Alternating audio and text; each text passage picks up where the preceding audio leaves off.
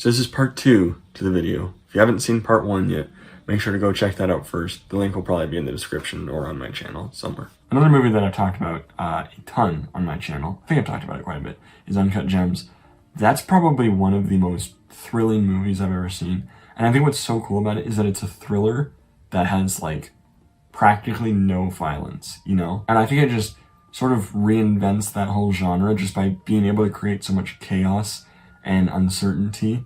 And it just like, it's kind of hard to watch, but keeps you on the edge of your seat. And I feel like for me, like sometimes movies like that, like it can give you a sense of like, oh, like I don't like that that's happening, or like that shouldn't be, he shouldn't be doing that. But like in this sense, it's like a car wreck. You just want to watch, you're just so engaged into what's happening. I think a kind of odd pick on this list is Up, because I think the biggest change from my previous top 20 to this one is that there's a lot less kids movies, and Up being there now instead of earlier is sort of interesting. But I do think, that's easily my favorite Pixar movie. Another new addition we have to the list is About Time, and that's a movie that's sort of hard for me to explain why I like it, but I feel like I've explained it really well in a couple Letterboxd reviews, so I'll just put those on the screen right now and you can take a look at those.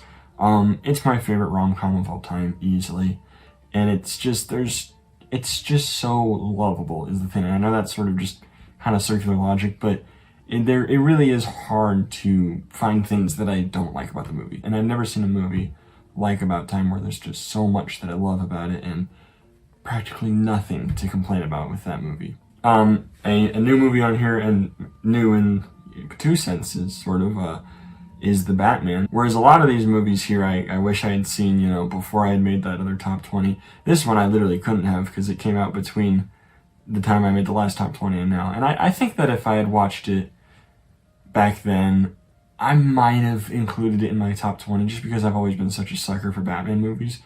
But I also think I probably would have, a lot of the subtleties of it would have been lost on me. I probably would have complained that it was too long and there wasn't enough action.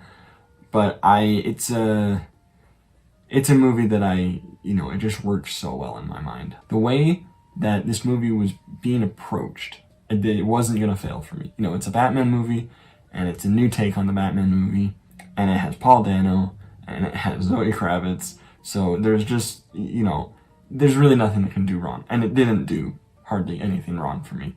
The runtime flies by, I think. I mean, it's not like, oh, that felt like only an hour and a half, but it doesn't feel like a 3-hour-long movie. Some 3-hour-long movies, you really start to feel it towards the end.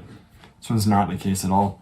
I think it's an incredibly fresh and interesting take on Batman movies and superhero movies in general, although, again, I don't consider Batman movies superhero movies. I think that's sort of a different thing, but I think the thing about the Batman is that it is so much a product of its time, and I don't mean that in a bad way, because, its time is the present time, so it's good to be a product of its time. I think it's going to age really well. I hope so. I felt like Dark Knight Rises was sort of a product of its time, the way it dealt with terrorism and how that was a, very prevalent issue back then. And I wouldn't say it's aged poorly. I mean, the thing about these movies is that they're so well made that you're always going to be able to enjoy them. It's just that the, main message may be a lot more potent, now than in a few years.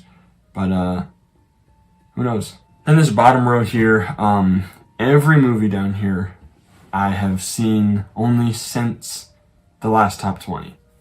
Which, I mean, that's actually been the case for practically every movie I've talked about so far, except for The Truman Show.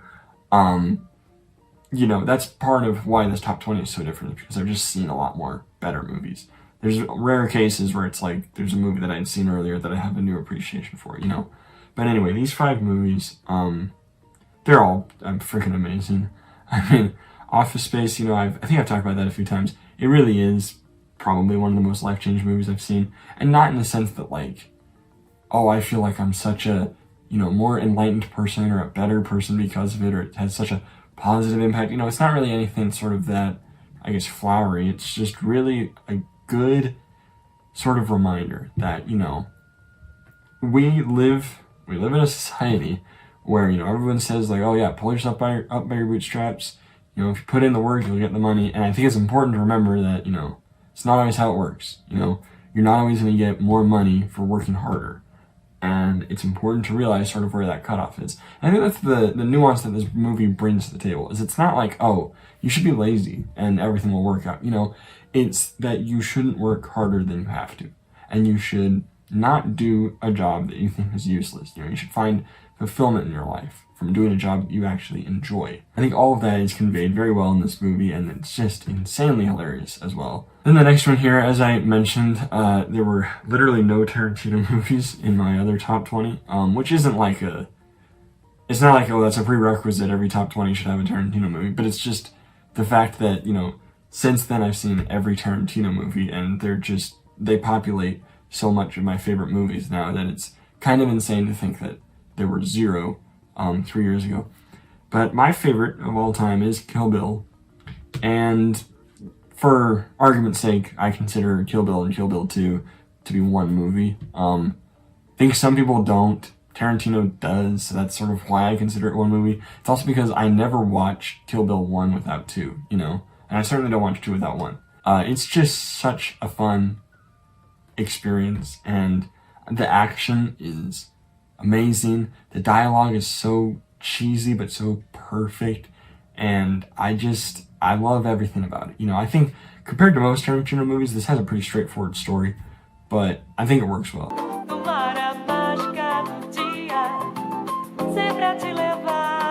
The next one on this list is The Royal Tenenbaums, and that's one that I've really recently been getting into, and I just am in love with everything about this movie. I love all of the characters with all my heart. I see a little bit of myself in each one of them. It's just a movie that is so... It's hard to, like, explain, you know, why I like it. I guess it just makes me feel so comfortable and safe, while also making me ask the question of why I feel the way I do about the movie. And so that's something really nice to have, that, you know, a movie can be sort of both a comfort movie while also being something that really does make you think and appreciate things in life. And then another comfort movie on this list, in all of the different ways, would be Dredd. That's probably one of my favorite just like action movies. I think what I love so much about it is that there's all these action movies that seem to just be so caught up in trying to have this really cool story, or trying to, you know, have really cool fight scenes, and they only end up doing some of that correctly. And I think what Dredd does is it starts at the very beginning of any story with the setting, and it builds such a detailed and vibrant world that all of that storytelling and character development and action just comes naturally. And I think it's done super, super well. I mean, it's intense, it's so fun, and it's also, I think what makes it really an engaging movie is that, you know, it's completely different from anything that you usually see. You know, it's not part of a franchise, sort of. So you don't really know how it's gonna end, you know, and not to spoil it, but they do get to a point where you really do wonder, you know, like, are they gonna make it out of this alive? Is this gonna be like, you know, most movies where they win? Or are they gonna, you know, are they gonna die at the end? Is this gonna be sort of an unresolved ending? You know, you don't really know, because it's something pretty new, and the way it sets it up, it does build a lot of uncertainty and intensity. And then, last but not least, I've talked about this movie before, Palm Springs. It is a really, really genius movie. I think maybe I'm giving it too much credit, or maybe other people aren't giving it enough credit, but it really does feel like just a very chill movie that is extremely profound in what it's saying. You know, I think that the way it uses the infinite time loop to like explore nihilism and how that can actually be something quite positive is really interesting. And on top of all of that, it is just a hilarious movie. I mean, it's just so fun, and I feel like, you know, when it creates that sort of dramatic heft that it needs to create in order to really be a movie, it can do so without totally detracting from the story or what makes the movie special, you know.